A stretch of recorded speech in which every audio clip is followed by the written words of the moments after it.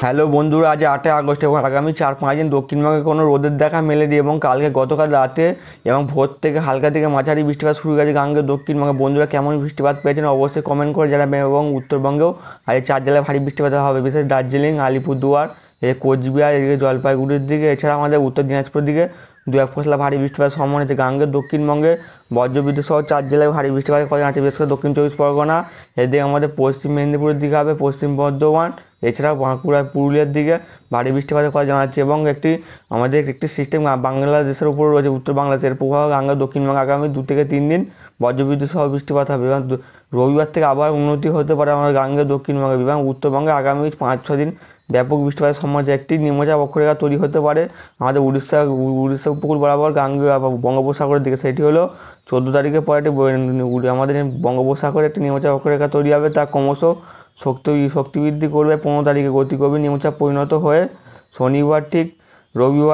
শনিবারের দিকে এটি ক্রমশ বিশাখাপত্তনমের দিকে প্রবেশ করার সম্ভাবনা রয়েছে, মানে পরে শনিবার। এর প্রভাবে বিশাখাপত্তনম এবং ভুবনেশ্বর ভারী থেকে অতি ভারী বৃষ্টিপাত হবে। দমকা ঝোড়ো আবহাওয়ার সম্ভাবনা রয়েছে, 30 থেকে 40 কিলোমিটার বেগে দমকা ঝোড়ো আবহাওয়া হবে আমাদের ভুবনেশ্বর এবং বিশাখাপত্তনম। এবং প্রচণ্ড বৃষ্টির কারণে এইসব উপকূলবর্তী অঞ্চল জলমগ্ন হওয়ার সম্ভাবনা রয়েছে। এবং গাঙ্গেয় দক্ষিণবঙ্গেও 16 তারিখ থেকে বৃষ্টির পরিমাণ বাড়বে এবং দমকা ঝোড়োয়া থাকবে 30 থেকে 40 কিলোমিটার গতিতে। এবং আমাদের গাঙ্গেয় দক্ষিণবঙ্গে উপকূল বরাবর একটি ঘূর্ণাবর্ত সৃষ্টি হতে পারে ঠিক বৃহস্পতিবার, মানে 21 তারিখের দিকে। তার ক্রমশ একটি শক্তি বৃদ্ধি করে নিম্নচাপ অক্ষরেখা পরিণত হবে এবং পশ্চিম মেদিনীপুরের উপর দিয়ে প্রবেশ করার সম্ভাবনা আছে। এর প্রভাবে পশ্চিম মেদিনীপুরে হালকা থেকে মাঝারি 2-1 পশলা অতি ভারী বৃষ্টিও হতে পারে, ভারী থেকে অতি ভারী।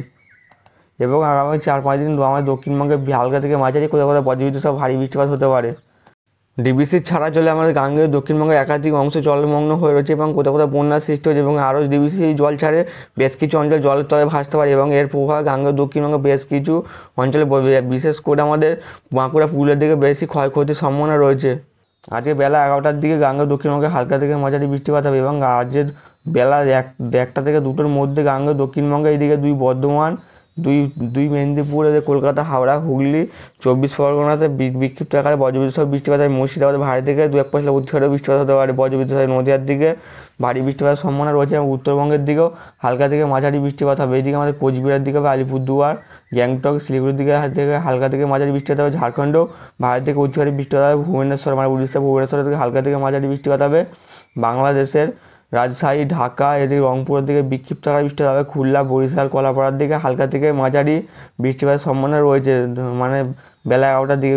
সন্ধ্যা 6টার দিকে গাঙ্গেয় দক্ষিণবঙ্গে হালকা থেকে মাঝারি বৃষ্টিপাত হবে এবং রাত ঠিক ভোর 4টার দিকে গাঙ্গেয় দক্ষিণবঙ্গের উপকূলবর্তী অঞ্চলে হালকা থেকে মাঝারি বৃষ্টিপাত হবে এবং উত্তরবঙ্গে বেশ কিছু অঞ্চলে বিক্ষিপ্ত ভারী বৃষ্টিপাত হবে, বিশেষ করে শিলিগুড়ি, ধূপগুড়ি, জলপাইগুড়ির দিকে, আলিপুরদুয়ার, কোচবিহার দিকে হালকা থেকে মাঝারির সঙ্গে বিক্ষিপ্ত আকারে বৃষ্টিপাতের 2-1 পশলা ভারী বৃষ্টিপাতের সম্ভাবনা রয়েছে।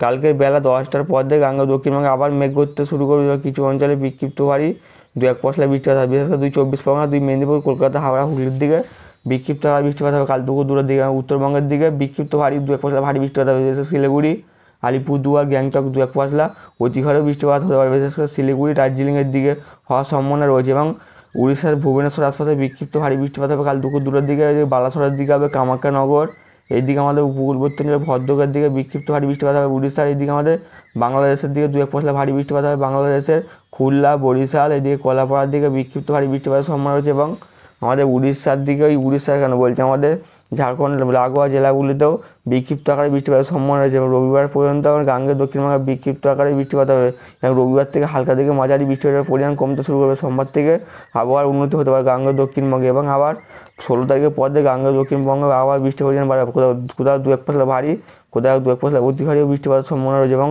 20 তারিখ থেকে আবার প্রচণ্ড আকারে বৃষ্টিপাত গাঙ্গেয় দক্ষিণবঙ্গে হবে। 20, 21 এবং 22 তারিখে ভারী থেকে অতি ভারী বৃষ্টিপাতের সম্ভাবনা রয়েছে।